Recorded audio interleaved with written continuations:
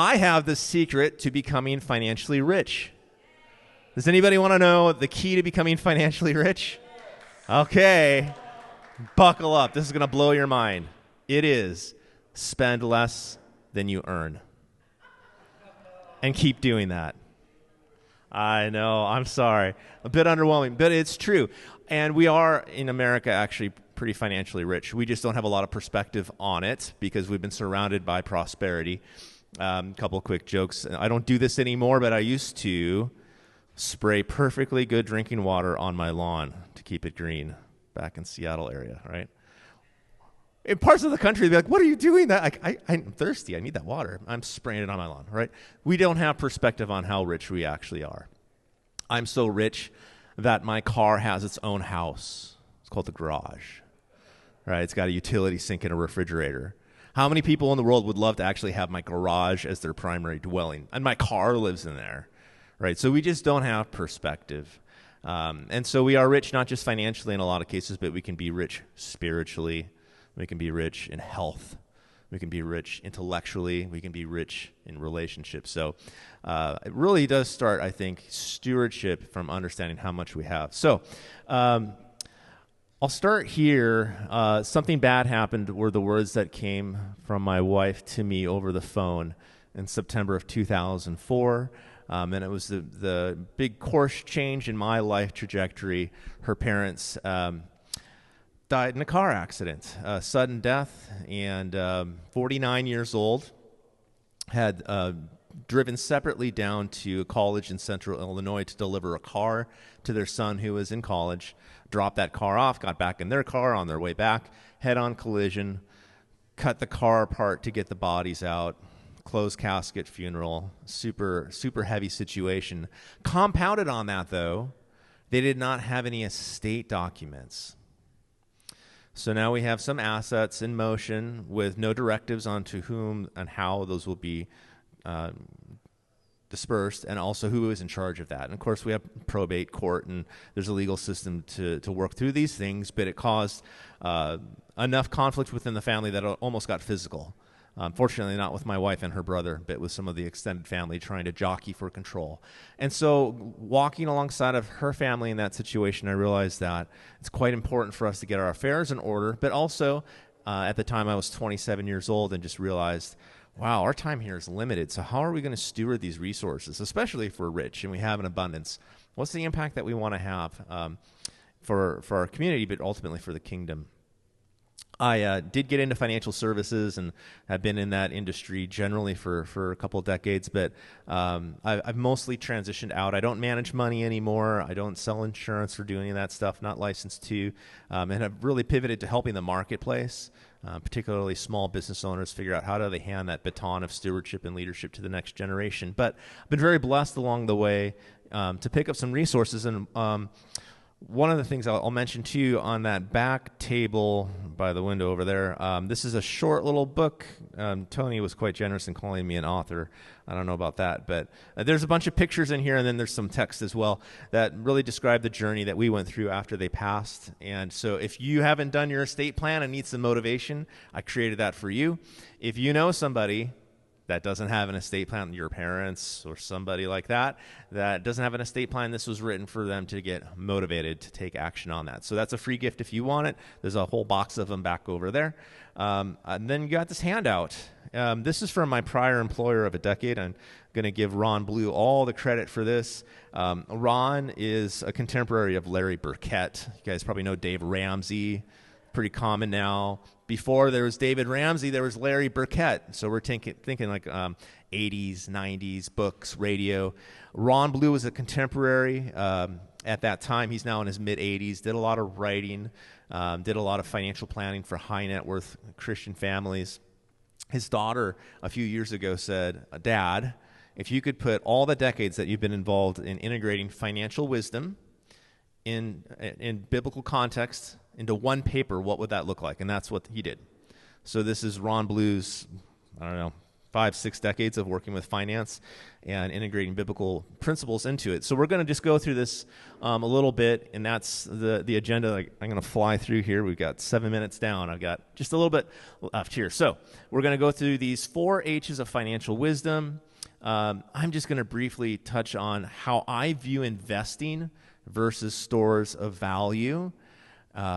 We touched on fear a little bit. I think you might have mentioned that, Penny, that we can be in this fearful, I'm going to just kind of isolate myself, and I can do that with our resources. In fact, Matthew 25 in the parable of the talents, there's 3 servants there, and there's one that ends up with gnashing of teeth, right? That was the one that buried their talent. And so I have stores of value, and I'm not saying we shouldn't have stores of value, but our heart posture is important as we think about that, and also the opportunity that we have in investing into human capital and investing for growth, which is a very different posture than I'm going to bury my talent or I'm just going to hunker down. So that might be challenging for you. There's a lot of different opinions. We'll get into that just a little bit, and then some of the basics of estate planning and thinking about wealth transfer. So on that handout, on the front side, you'll see that there's this heart, health, habits, hope. That is an overview. There's a lot of scriptural wisdom that underpins all of these. And then the back side is a diagnostic tool. I don't offer any marriage counseling or therapy, but you could do this separately with you and your spouse and then come together and say, how are we perceiving these things are going? Could be pretty insightful. Or if you're not married, you could do it on your own, and that would be a helpful exercise. On the heart side, stewardship. That term's come up a number of times today. I define stewardship, or I would say the start of stewardship is understanding as a believer, it all belongs to God. None of it's mine. We don't see any hearses pulling a U-Haul trailer with all of our money or our stuff. It stays here. It gets dispersed. And so that's the starting point of where's our heart at with our possessions. Is it something that God has entrusted to me to steward and manage, or is it mine and I give a little bit to God when I feel like I should because I can check the box, as opposed to it's all His, and how much do I need to keep within my household to support ourselves? Contentment. Paul said he's learned to be content in all things. In Sermon on the Mount, in Matthew, Jesus says, seek first the kingdom, and all these things will be added unto you. And so there's very much starting with a heart posture, faith that God is our provider, and as long as we are seeking first His kingdom, all these things will be added unto us as we need. And then wisdom. Where do we get wisdom from? What is wisdom? I would say wisdom is knowledge we can apply that doesn't have an expiration date. It's timeless. Where do we get wisdom? I would say there's 2 good places. I should say there's one good place and one maybe not so great. One is God's Word, and the other is the world, everything else. And there's a ton of wisdom in God's Word. So that's the starting point, is heart. Health, this is, it's hard to overstate how important this process can actually be. And again, on the back side of this, the worksheet side, you can really put some teeth to this. I jokingly said the secret to being rich is spending less than you earn. So that means we have margin, or in this little pie here, there's money left over to grow. Now, when we retire, we leave gainful employment, that lever gets flipped, and hopefully we've done some saving. Spencer over here might be able to help you. I'm not sure, but Spencer does a little bit of investment management. But we should be saving and set aside for the future. But as we have gainful employment or we have earned income, there's only 5 places it can go, and I can help you figure out how to get into this pretty quick. It's basic algebra. First, we can give some of it away. In fact, God calls us to give away our first fruits. When Jesus was praying on the Mount of Olives, He bled. That was His first fruits. His blood was about to be shed on the cross, right? So we give our first fruits and our best, and that's biblical. How much? That's between you and God. I'm not going to give you the percentage. I don't think there is a right percentage. But that's the first thing that we do with earned income, is we give our first fruits. Next, if we've taken on debt, we got to pay it back. So we got to service our debt. We got to service our taxes. If we don't do that, the IRS will come looking for us. And then we have our living expenses. That's the big variable is how much those go up or down. And then what's left, if there's anything, margin can grow. So I would espouse that a plan for 2026, a financial plan, is only a really robust financial plan if you know how much margin you have, how much is available to grow. How do we figure that out? Some of us are self-employed, so it's pretty dynamic, so we just have to do our best to forecast what our revenues will look like in 2026. For the others that are gainfully employed, that's really quite clear how much your employer is going to pay you. That's pretty known. Now, there may be a bonus, so we go conservative and say we're not going to expect a huge bonus, but that's a starting point. And we report it on our tax return or we get in trouble. So this is our basic algebra. We know how much we're going to earn approximately. We know how much we're going to pay on taxes. That's on our last year's tax return. We know our debt service. That's very clear to calculate. We know how much we got to pay in taxes. We know how much we're probably going to give, if we're going to give it as a percentage. And so the only other factor is how much did the bank account go up or down in the last year. We look at the bank statement from, let's say, October of 2025, and what was it in November of 2024. We can also look at what credit cards debts have gone on, but it's not that hard. Basically, we're going to say, well, there's this margin left over of X thousand dollars for 2026. And most people would say, I don't have $20,000 of margin. Depends on how much money you earn, but it could be $2,000, it could be $20,000, it could be $50,000, depending on what kind of career you have. I don't have that. Well, where'd it go? Did you buy a vehicle? Did you do home improvement? Can't remember it. It was living expenses. And that's where that typically goes. So if you want to have a great financial plan for 2026, you want to estimate how much do we expect we're going to earn. We can figure out the taxes really easily. We know the debt service. We know how much you're going to give charity, usually as a percentage. And figuring out then, especially as a married couple, what are we going to do with our margin? Are we going to do additional giving? Are we going to pay down more debt? Or are we going to save? Habits are what form our destiny. So just a couple encouragements here. We do want to give generously. I like this acronym of living a generous life, LIFE, labor, influence, finance, expertise. Generosity is not all just about giving money away. Sometimes it is. Certain causes we might just write a check, and other things there might not be any financial contribution. We're investing our labor, our influence, or our expertise. We want to avoid the use of debt, especially consumer debt. Don't finance cars. Don't do that. We should buy cars that we can pay cash for. The only debt that you really want to carry for any significant period of time is a mortgage. If you want to have financial flexibility and margin to answer God's call in your life, we don't finance things except for a mortgage. We can finance a couch if we want to. We can finance our washer and dryer. We can finance everything. We just won't have any margin living life that way. We'll be enslaved, and that's biblical, right? The borrower is enslaved to the lender, and it's very true. Other habits is we do want to set long-term goals. I already said jokingly, spend less than you earn. It's true. And then we have financial margin that results. And so basically over a lifetime, we can go from struggling, coming right out of college or launching out of our parents' home, to eventually having a surplus. And what does that surplus afford us the ability to do? It's really answer God's call for our life. So I'll keep moving on, though. In a just eternal sense of capital, talking a lot here about financial capital, but I also mentioned that we never see a hearse pulling a U-Haul trailer with all of our money in it. It's not going to heaven with us. So what actually lasts beyond our lifetime? It's social capital and spiritual capital. I'll define those quickly. Social capital is the relationships that we invest into, the influence that we are able to impart on people, and we need time. There's no shortcut on building social capital. It's time to invest in relationships. And as we have financial margin, we can take that time. But if we don't have any financial margin because we're trying to keep the lights on or pay the bills, or maybe we've overextended ourselves with lifestyle and debt, we got to just keep working. We don't have the time. So having financial capital affords us the ability to invest into social capital, having extra margin. And then spiritual capital is the Great Commission.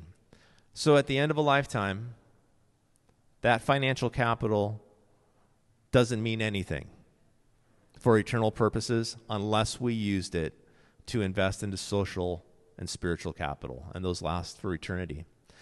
That said, so let's say we got some margin going on, and we got to figure out what are we going to do with this extra so that we have flexibility, answer God's call in our life, and live generously. First, we got to de-risk. We need to have cash on hand.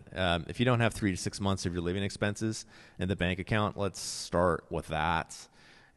Things happen, right? People get sick. People get laid off. There's a leak in the roof, and we don't want to put that on a credit card. Remember, that's not a good plan. So let's start with that. We want to work towards being debt-free, and we do want to have prudent insurance. The insurance salespeople can go pretty crazy selling the insurance, so keyword prudent. I don't like, it's a little Keith opinion here, I don't like using insurance as an asset class. I know the insurance industry would love to sell you that idea of banking on yourself. Theoretically, on paper, it can work. I just haven't seen it. I've seen it in corporations. I haven't seen it in a household. I like insurance for risk transfer and nothing else. That's just my opinion. Some people would come up here and give me a black eye for saying that, but that's what I think. All right, so we've got some margin. We're going to start socking this away into something. What are we going to do with it? There's this ancient wisdom from King Solomon. Ecclesiastes 11. Invest in 7 ventures, yes, in 8. You do not know what disaster may come upon the land. So Warren Buffett's got some advice around investing. He says, when people are greedy, be afraid. And when people are afraid, be greedy. Our emotions are not our friend, typically with investing. Reason and rationale can be. So gold's been on a tear, over the past decade. So we could say, hey, gold's done really good. I'm going to jump in with, all my free cash flow, all of my leftover margin into gold because it's performed really well. Scripture would say, how about maybe more like 7 or 8 different things that we might want to put some of our free cash flow into? Maybe some real estate. Maybe some publicly traded securities. It might be a business venture that you have going on where you're trying to invest some of that free cash flow into starting a new business. But the attraction can be, we're going to look at what's performed well in history, and we'll put some money into that. Probably there are a lot of retail investors that jumped into Bitcoin this year, seeing how great it went. And so, Bitcoin's just going to keep going up. Maybe it will. I don't know. I don't got a crystal ball. But I know those folks, those retail investors that got excited this summer about jumping into Bitcoin are now looking at, what did it go down, Spencer? You know how much Bitcoin's gone down in the last 3 months? Like 20%? A ton. Yeah. So they were greedy in a sense, like, ooh, the Bitcoin's gone up. I'm going to buy some. And then the fear is, oh, no, it's gone down. What would Warren Buffett do? The Bitcoin's high. If he has, he's going to sell some, and then it drops down, he's going to buy some.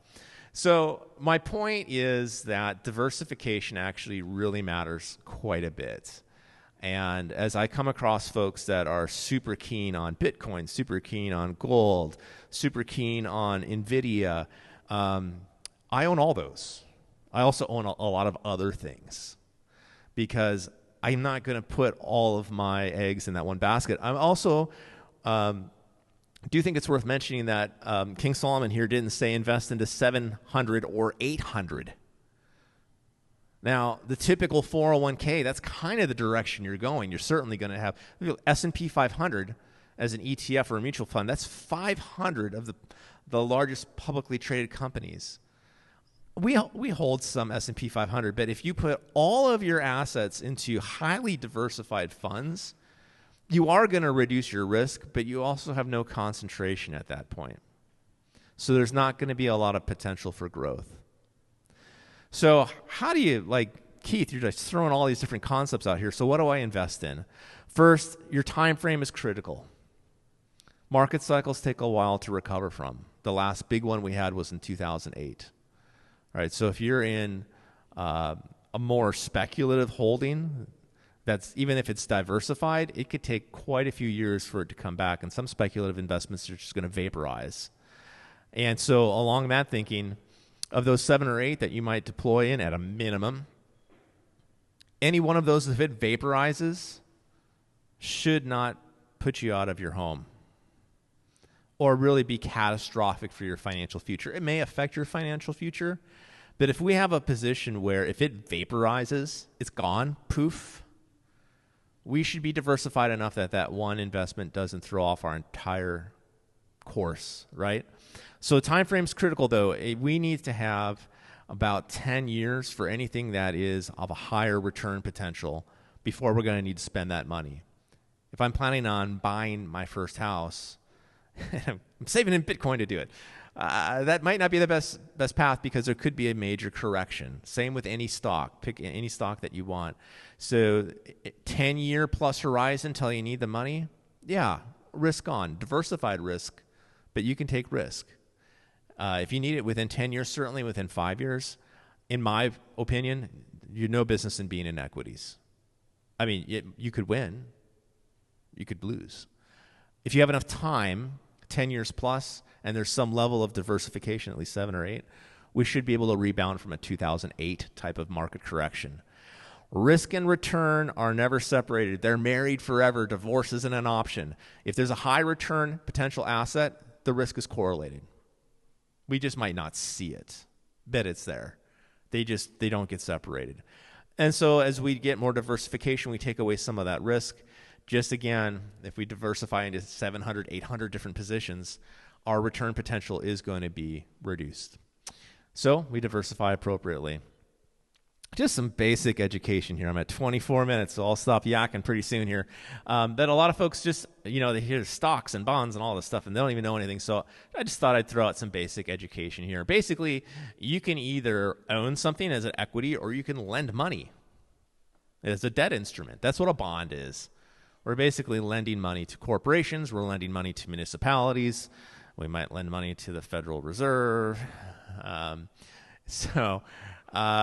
Generally, apples to apples, let's say a company like General Electric, debt instruments, if you have bonds, they're going to be a little bit safer than stock. Apples to apples. I'm just picking on General Electric. Why? Because if General Electric went bankrupt, probably not. The federal government probably wouldn't let them go bankrupt these days. But if they went bankrupt, the creditors get paid back first. If there's anything left, shareholders get the remainder. So generally using debt instruments like bonds, private lending, buying a CD at the bank is a debt instrument, generally are safer than equities. That being said, with the rising interest rate environment, I'm not too keen on debt instruments myself.